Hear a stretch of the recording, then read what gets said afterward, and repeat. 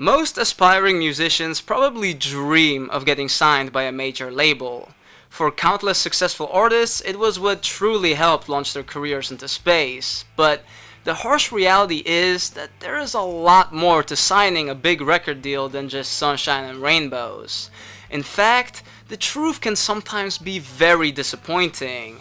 And this has led to many a discussion today about whether or not signing with a major is even the right move to make for young artists in this day and age. And that brings me to the topic of this video. Today I will be covering a lesser known 2000s post-grunge band that had their own mixed, to say the least, experiences with signing a record deal. We'll be going over how they got there and how their career turned out in the end. This is admittedly a group that I've wanted to cover on my channel for many years now, so without any more further ado, I am very excited to introduce to you the story of One Less Reason. The story of One Less Reason began in 1998, when the band formed in Jackson, Tennessee as a free piece under the name Lapdog. The original lineup consisted of frontman Chris Brown, Jeremy Hubble on bass, and the drummer who was quickly replaced by Kevin Scott. The group then remained a trio until the addition of guitarist Jeremy Jones sometime in the early 2000s, solidifying the outfit as a four-piece at the time. Under the Lapdog moniker, the group made a name for themselves in the regional scene by playing a heavier and rougher sound than what they eventually became more known for, utilizing a lot more screaming, although some of the band's future elements were already present under the surface for sure.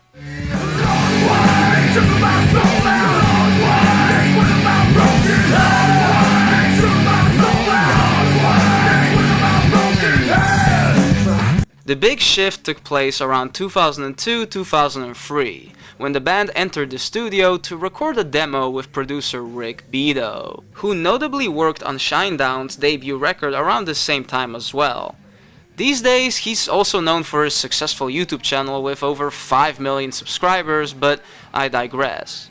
The producer took notice of Brown's vocal talent during pre-production and felt that he was wasting it by screaming so much in the band's music, advising him to prioritize his singing instead.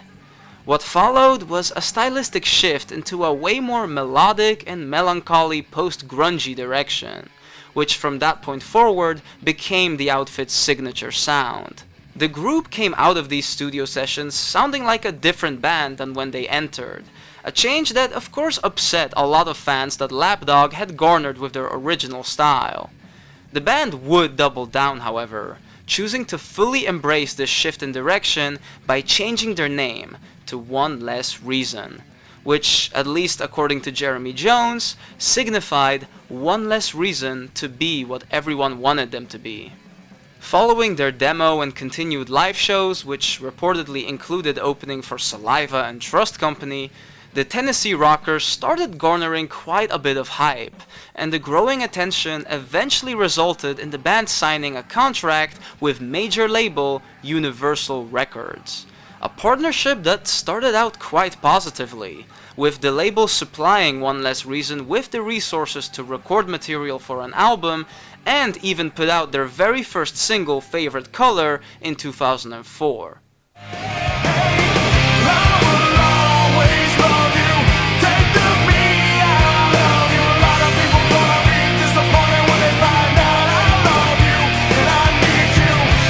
The track performed quite strongly, with the band doing well in key markets and receiving requests from various stations. However, it was at this time that cracks started to appear, as Universal simply wasn't getting involved with the radio people, apparently not even returning their phone calls. And on top of that, their communication with the band had worsened too. The group of course wanted to release their album to go alongside their hot single, but instead they seemed to be getting pushed aside. It didn't make much sense, but it ultimately came down to label politics. You see, Universal had apparently used up their allocated rock budget for the year already, and told One Less Reason they simply would not be investing in them any further until the next year at the earliest. Understandably displeased at this, the band was faced with a choice: They could either wait out the rest of the year in hopes that Universal would push them afterwards, or leave the label with their master recordings. Well, fearing that waiting could completely kill the band's momentum, One Less Reason decided to part ways with Universal, taking their masters and going about finishing and putting out their debut album themselves. This of course was no simple task, and according to Brown, pretty much everyone was doubting him at this point, telling him to give up and that his chance passed him by. But he was determined to prove them all wrong, however, and One Less Reason did eventually self-release their first full-length album titled Everyday Life in 2005. And according to Brown, at $10 a copy, the record managed to sell about 3,300 units in its first week, numbers that I'm sure silenced his naysayers. But more important than those sales numbers is the quality of the music itself. And it is my personal opinion that Everyday Life features some of the most underrated post-grunge that the 2000s had to offer, with it being an album that I still come back to often. Sure, it is a type of melodic radio rock or divorced dad rock if you will, that by no means is everyone's cup of tea, but if you happen to enjoy the sound like me, then you really ought to check out this record. But in the meantime, by all means, listen to me yap and gush over this massively underrated album. Before getting into the record, however, there is one issue that I wanted to address, namely the fact that there do exist two separate digital versions of this album online. Now, unfortunately, I have never been able to find out exactly why this is the case, although I am guessing it has something to do with the band's departure from Universal. The track lists appear identical, more on that later, however the two do seem to be produced/mixed a bit differently, and I was even able to spot one specific instance of a slight difference in lyrics, namely in the climax of the song What You Are, where only one of the versions has an altered line containing an F-bomb. Most noticeably, at first glance, the two versions have different album covers, with the red one being a bit more of a work print version, with the old man's sign very clearly just being a blank texture with the album title typed over it. Meanwhile, the other variant looks a lot more finished in comparison. However, despite that, the red cover does seem to be a bit more common, with it even being the art that I have on my own CD copy. What added to my confusion even further was that when I was doing research into this, I found a whole separate third version of the art online, which looks like a sort of middle ground between the two, but definitely more closely resembling the red cover. This version of the art is also seen in the background of one of the band's recorded live performances uploaded in 2009. Now, I do have my own theories about the exact timeline here, but at the end of the day, that's all they are, theories. So if anyone out there has actual answers that can help me solve this mystery once and for all, I would be eternally grateful. Aesthetics aside, the differences that actually matter is that both of these versions available online have their own unique mistakes, I guess. You see, the track Snow Angels found on the red variant seems to stem from a corrupted audio file, as the entire middle portion of the song is ruined by what sounds like the skipping of a badly scratched CD. When I was dying, you became my breath. Mind you, these skips are not at all present on the physical version, so that's why I'm assuming that it's caused by a corrupted audio file from back when this version of the album was uploaded online back in the day.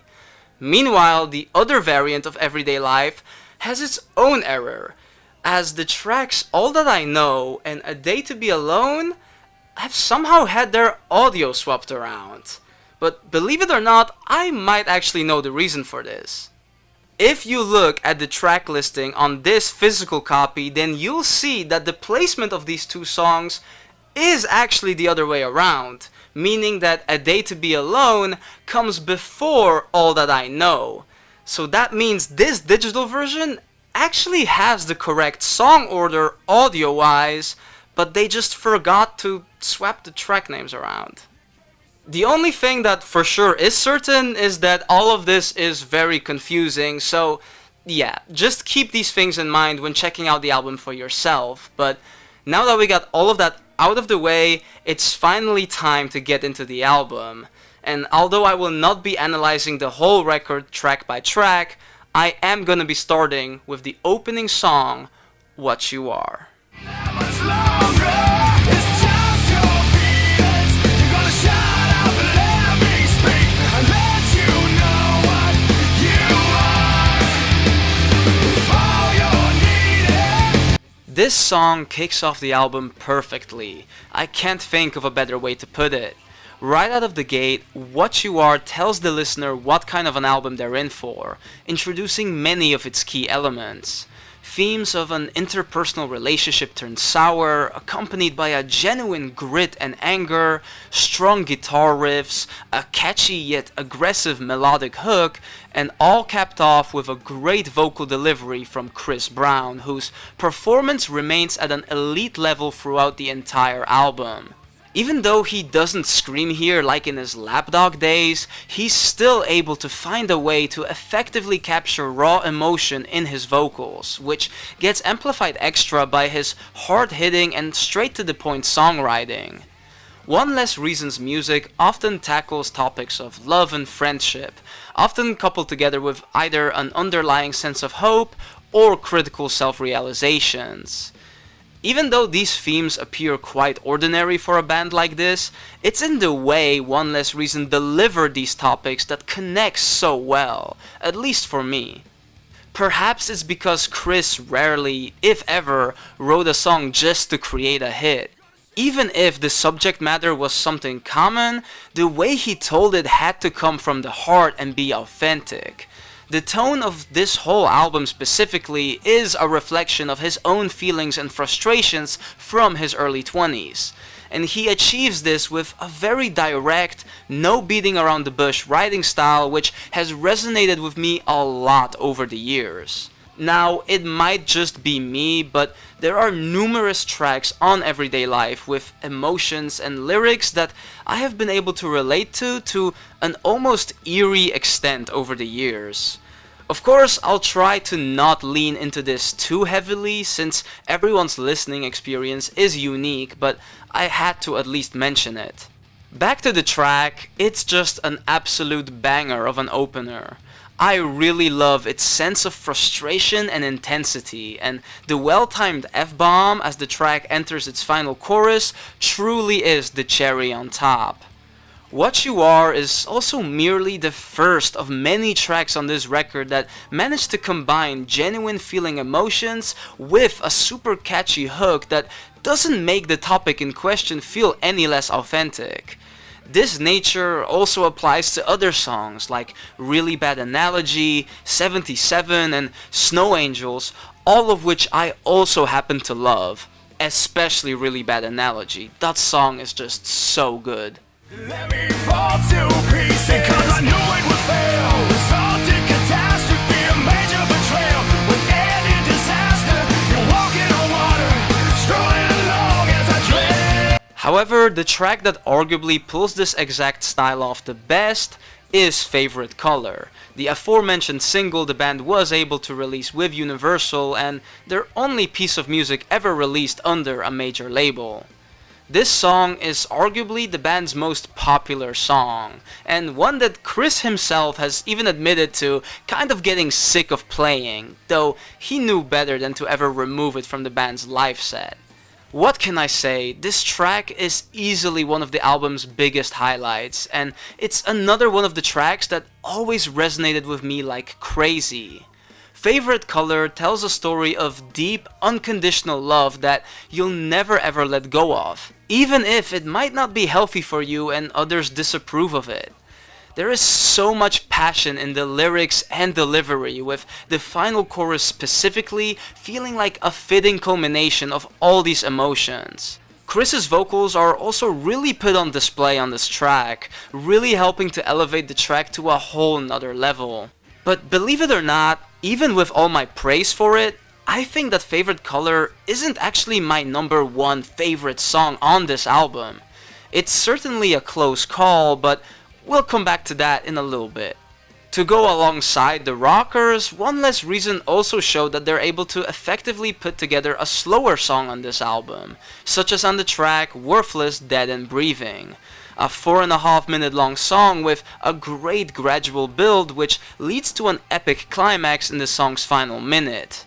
I easily consider it to be yet another one of Everyday Life's highlights, but it's definitely not the album's best slower song. Not even close actually, as that title belongs to A Day to Be Alone. Tell me about those nights you stayed awake. Tell me about those days you hated me. Tell me how you'd rather die alone than being stuck here with me. Man, oh man, how do I even find the words to properly describe how much I love this song? A Day to Be Alone was not only my introduction to One Less Reason when I randomly discovered it online on a sad, lonely night before Valentine's Day years ago, but it has remained as one of my essential go-to sad songs ever since. This song not only was a vital part of the soundtrack to a key period in my life, but I'm willing to say that it fundamentally changed my life. It's a beautiful, bittersweet, and heartbreaking track that once again makes use of a gradual build leading into a climactic finale, pulling on your heartstrings from beginning to end. Chris's vocals truly shine here as well, and the song wouldn't be anywhere near as magical without his pained, passionate performance. I am very well aware that there is at least a hint of nostalgia at play when I say all these things, but just listen to the song yourself whenever you're in the right mood for it. I also did want to point out that for some reason, the version of this track on my CD copy of the album seems to have a slightly different arrangement, with Chris's vocals not lining up with the instrumentation the same way as on the version you'll find digitally. I'm not sure if the CD version is like an earlier take of the track, but I have to say that I prefer the digital arrangement by far. But all in all, on an album that I personally consider to be great all throughout, this amazing song still manages to stand out as a true masterpiece. No, I did not stutter. It's almost unfair to any songs that still come after it in the track list, but definitely don't sleep on Sadly Smiling Through, which rounds off the album very strongly since the only song left after it, a cover of Prince's classic When Doves Cry, is more of a bonus track anyway. The cover in question is easily the album's least remarkable track, partly due to the fact that it is a cover, meaning that the song could never feel as personal as any of the other tracks, and Chris's vocals don't really even get to shine much on it either. It also is the album's one significant instance of screaming vocals, which makes the track feel like a bit of a remnant of the band's Lapdog days. And it actually turns out that that's basically what it is, as Lapdog did indeed already have a When Doves Cry cover on one of their early 2000s demos. And if you listen to that version, it becomes clear that the One Less Reason version is very much based on it. But even so, it's not like its inclusion on Everyday Life does much to detract from the album, especially as it comes all the way at the end and doesn't break up the record's flow at all. But I think you get the point by now. Everyday Life is a gem of a post-grunge album, and if you are a fan of this style of rock and have not checked it out yet, I highly recommend that you do. Following the release of their full-length debut, One Less Reason continued to do their thing and remained a prolific force in the independent rock scene for years to come, putting out various releases, including 3 more studio albums and a live record, with the band's most recent output being an EP in 2021. Throughout those years, what stayed consistent was the band's independent identity and the presence of Chris Brown, the sole constant member and heart of the band for its entire run. By not having to deal with outside influence or label interference, he's been able to stay passionate about his craft, using it as a pure creative outlet and form of self-expression, with each One Less Reason album, according to him, being a true reflection of the person he was at the time of its release. Just as Everyday Life was an expression of his younger 22-year-old self, 2011's Faces and Four-Letter Words showed Chris at the peak of his musical career, but at a lonesome crossroads in his personal life, while 2016's The Memories Uninvited reflected him being a more mature 30-something-year-old at a completely different stage of his life, facing things like fatherhood. So even though his life evolved and changed, he's always used music to speak and never sacrificed the integrity or authenticity of his art, owning his own studio and creating only when he himself was actually inspired to create. Even if we'll never know for sure, knowing how major labels can be, it is very likely that if One Less Reason had chosen to stay with Universal, their debut would have ended up getting shelved anyway. And instead of letting that happen, they bet on themselves, taking their fate into their own hands, just like when they changed their sound back in the early 2000s. What I'm trying to say is that ultimately the story of One Less Reason isn't worth telling because there's some big mainstream success story, but because it's a tale of choosing to carve your own path instead of being led by puppeteers. Not only is that very rock and roll, but there's an inspiring message at the heart of it. Don't ever compromise when it comes to the things you love, because in many ways, they define what you are. With this in mind, I'd like to close things out with a quote I found from Chris himself, just slightly altered so that it flows a bit better. Don't buy into the lie that these record labels have. At the end of the day, when you're 60 years old and looking back at your life and you failed, you want to have failed on your own terms, not someone else's. Because one of those is something you can live with, and one is something you can't live with. You've got to be smart enough to know better when someone is giving you bad advice, and you just can't give up.